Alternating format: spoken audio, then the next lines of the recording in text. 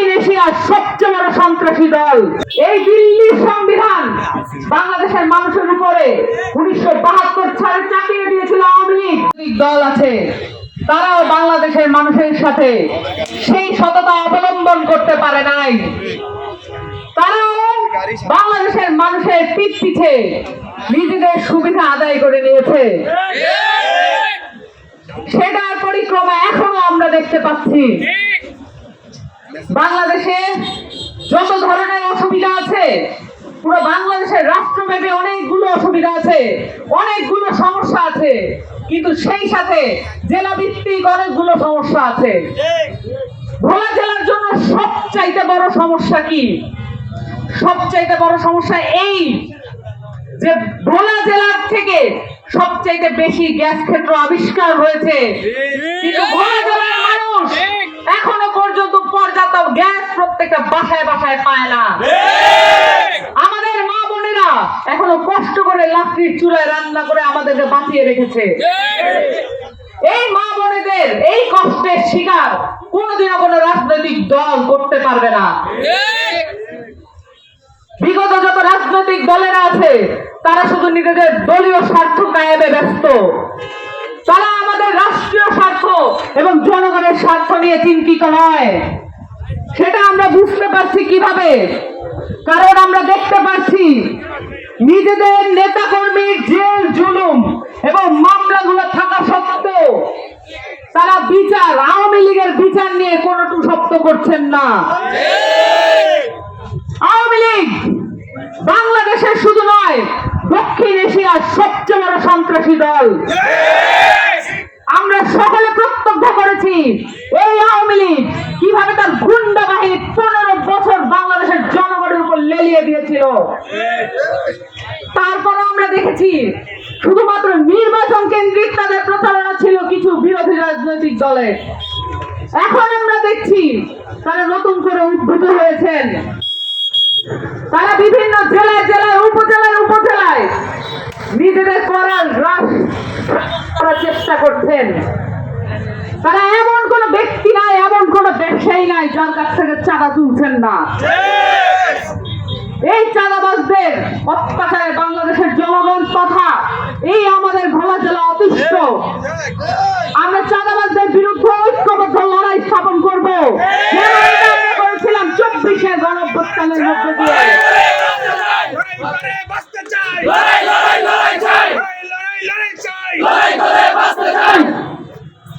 ভোলা জেলার সদর হাসপাতালগুলোতে যা কিছু অবস্থা আছে এগুলো নিয়ে কারো মাথা ব্যথা দেখবেন না। বক্তৃতাবাজি করার সময় এগুলো নিয়ে কোনো কথা বলতে দেখবেন না। নির্বাচনের আগ দিয়ে আপনাদেরকে নানান ধরনের প্রতিজ্ঞা করতে দেখবেন। এই সদর হাসপাতালগুলোতে যখনই যাওয়া হয় তাদেরকে বলা হয় বরিশাল চলে যেতে, ঢাকা চলে যেতে, কিন্তু আমাদের দেশের এই জেলা ভিত্তিক যারা আছেন, যারা অধিবাসী আছেন, তাদের কি অধিকার নাই নিজেদের সদর হাসপাতালে চিকিৎসা নেওয়ার? এই হাসপাতালগুলোতে মুমূর্ষু অবস্থায় অনেক রোগী মৃত্যুবরণ করেছেন। এই কেসগুলো আপনারা সবাই জানেন। এই সদর হাসপাতালগুলোতে ভালো ডাক্তার এবং ভালো প্রযুক্তি এনে এখানে সার্জারি পর্যন্ত করার ব্যবস্থা করা উচিত, কিন্তু এগুলো নিয়ে কাউকে কথা বলতে দেখবেন না। শুধু দেখবেন চাঁদাবাজি করতে, টেন্ডারবাজি করতে, ঘাট দখল করতে, মাছ বাজার দখল করতে। এগুলোর প্রতি মনোযোগ থাকবে, কারণ তাদের কোনো মনোযোগ নাই বাংলাদেশকে রাষ্ট্র হিসেবে গঠন করতে আর আমাদের সবাইকে নাগরিক মর্যাদা দিতে। আমাদেরকে সকলকে শুধু জনগণ বানায় রাখতে চায়, কারণ জনগণ বানায় রাখলে আমাদের উপর অত্যাচার করা অনেক বেশি সহজ। যদি আমরা সবাই নাগরিক হয়ে উঠি তাহলে আমরা অধিকারের কথা বলতে শিখবো। কিন্তু এই আপনাদেরকে আমি বলে দিতে চাই, এই 24-এর গণঅভ্যুত্থানের মধ্য দিয়ে আমরা সকলে নাগরিক হয়ে উঠেছি। আমাদের অধিকারের কথা আমরা মরে মরে বলবো, চাষ চলে বলবো, সকলের কাছে পৌঁছে দেবো ইনশাআল্লাহ। এবং এই 24-এর ছাত্র জনতার অভ্যুত্থানের মধ্য দিয়ে আমরা বলেছি আমাদের দেশের যে ফ্যাসিস্ট সংবিধান আছে সেটা বাতিল হয়ে গেছে। আমাদেরকে নতুন সংবিধান প্রণয়ন করতে হবে।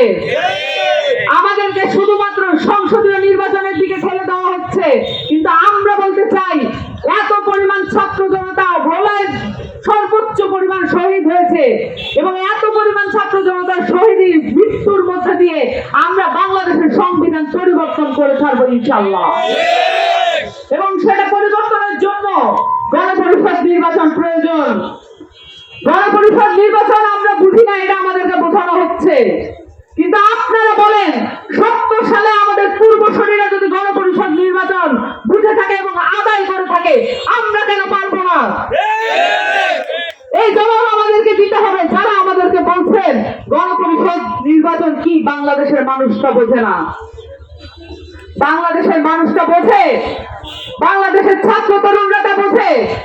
বাংলাদেশের ছাত্র তরুণরা অভ্যুত্থান আদায় করেছে, ফ্যাসিস্ট হাসিনাকে ঘুরে দিল্লিতে পাঠিয়েছে এবং বাংলাদেশের ছাত্র তরুণরা নতুন সংবিধান নিয়ে আসবে ইনশাআল্লাহ।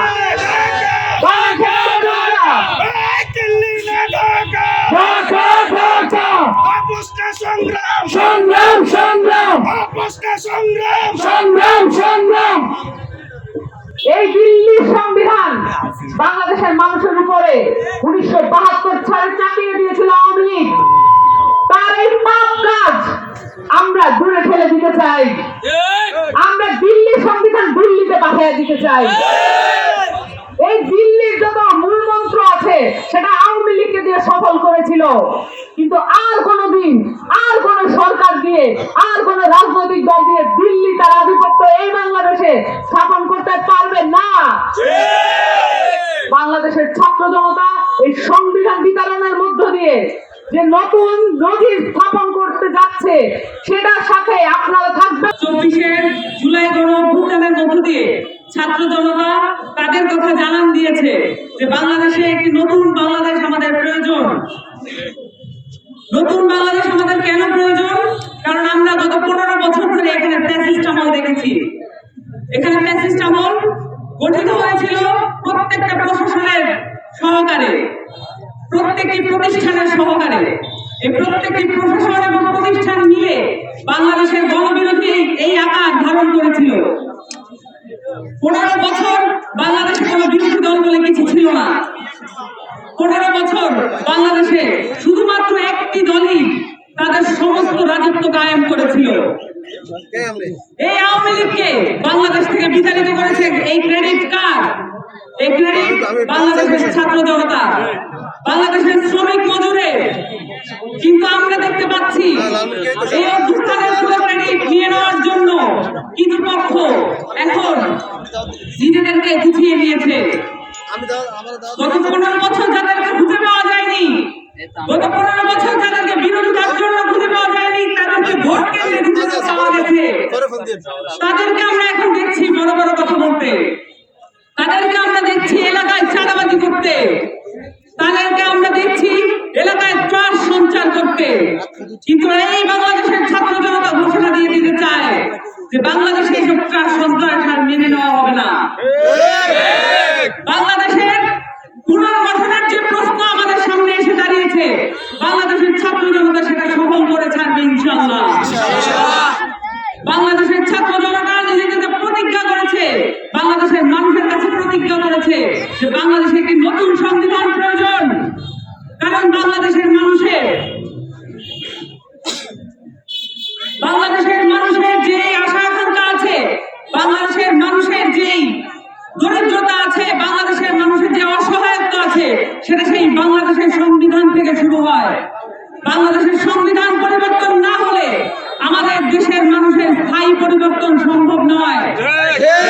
কিছু পক্ষ এই সংবিধানকে আগের মতোই রেখে দিতে চায় এবং কিছু পক্ষ এই সংবিধান নয়, শুধু পুরো ব্যবস্থাকেই আগের মতো রেখে দিতে চায়। আমরা পরিষ্কার করে বলতে চাই, 3 আগস্ট এক দফার ঘোষণা হওয়ার সাথে সাথে বাংলাদেশের ছাত্র জনতা ঘোষণা দিয়েছে এই সংবিধানকে পুনর্লিখন করতে হবে। এই সংবিধান একটি গণবিরোধী সংবিধান এবং এই সংবিধান পরিবর্তনের জন্য বাংলাদেশের তরুণ ছাত্র জনতা প্রতিজ্ঞাবদ্ধ হয়েছে। গণপরিষদের মাধ্যমে আমরা নির্বাচনে অংশগ্রহণ করব। গণপরিষদ নির্বাচন, তারা বলতে চায় যে এই নির্বাচন কেউ বোঝে না। আমরা বলতে চাই, যখন বাংলাদেশে অনেক আধুনিক প্রযুক্তি আসে নাই, তখন বাংলাদেশে এই 1970 সালে গণপরিষদ নির্বাচন হয়েছিল। এখন এই আধুনিক যুগে কেন মানুষ গণপরিষদ নির্বাচন বুঝবে না? তারা কি আমাদেরকে জাতিগতভাবে অপমান করতে চায়? এই অপমানের শোধ আমরা আবার নেব।